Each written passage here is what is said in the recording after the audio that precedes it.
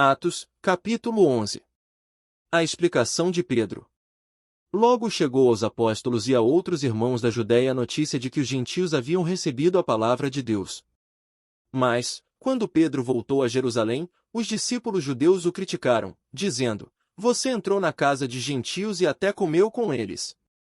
Então Pedro lhes contou exatamente o que havia acontecido. Disse: "Eu estava na cidade de Jope, enquanto orava, num êxtase, tive uma visão.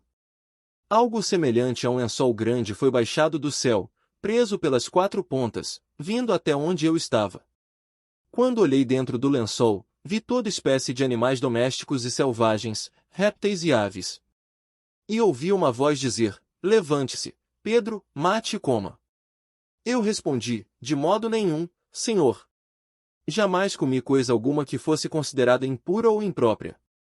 Mas a voz do céu falou novamente: 'Não chame de impuro o que Deus purificou.'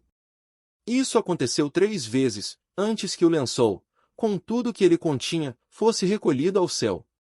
Nesse momento, 3 homens que haviam sido enviados de Cesareia chegaram à casa onde eu estava hospedado. O Espírito me disse que eu fosse com eles, sem nada questionar. Esses 6 irmãos me acompanharam, e logo entramos na casa do homem que havia mandado nos buscar. Ele nos contou como um anjo havia aparecido em sua casa e dito: 'Envie mensageiros a Jope e mande buscar Simão, também chamado Pedro. Ele lhe dirá como você e toda a sua casa podem ser salvos.' Quando comecei a falar, o Espírito Santo desceu sobre eles, como ocorreu conosco, no princípio. Então me lembrei das palavras do Senhor, quando ele disse: 'João batizou com água, mas vocês serão batizados com o Espírito Santo.' E, uma vez que Deus deu a esses gentios a mesma dádiva que concedeu a nós quando cremos no Senhor Jesus Cristo, quem era eu para me opor a Deus?" Ao ouvirem isso, pararam de levantar objeções e começaram a louvar a Deus, dizendo: "Vemos que Deus deu aos gentios o mesmo privilégio de se arrepender e receber a vida eterna." A igreja em Antioquia da Síria. Enquanto isso, os discípulos que haviam sido dispersos na perseguição depois da morte de Estevão chegaram até a Fenícia, Chipre e Antioquia da Síria. Pregaram a palavra, mas somente aos judeus. Contudo, alguns dos discípulos que foram de Chipre e Cirene até Antioquia começaram a anunciar aos gentios as boas novas a respeito do Senhor Jesus. A mão do Senhor estava com eles, e muitos desses gentios acreditaram e se converteram ao Senhor. Quando a igreja de Jerusalém soube do que havia acontecido, enviou Barnabé a Antioquia. Ao chegar ali e ver essa demonstração da graça de Deus, alegrou-se muito e incentivou os irmãos a permanecerem fiéis ao Senhor.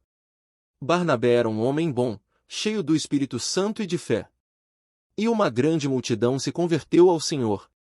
Então Barnabé foi a Tarso procurar Saulo. Quando o encontrou, levou-o para Antioquia. Ali permaneceram com a igreja 1 ano inteiro, ensinando a muitas pessoas. Foi em Antioquia que os discípulos foram chamados de cristãos pela primeira vez. Durante esse tempo, alguns profetas viajaram de Jerusalém a Antioquia. Um deles, chamado Ágabo, pôs-se em pé numa das reuniões e predisse, pelo Espírito, que uma grande fome viria sobre todo o mundo romano. Isso se cumpriu durante o reinado de Cláudio.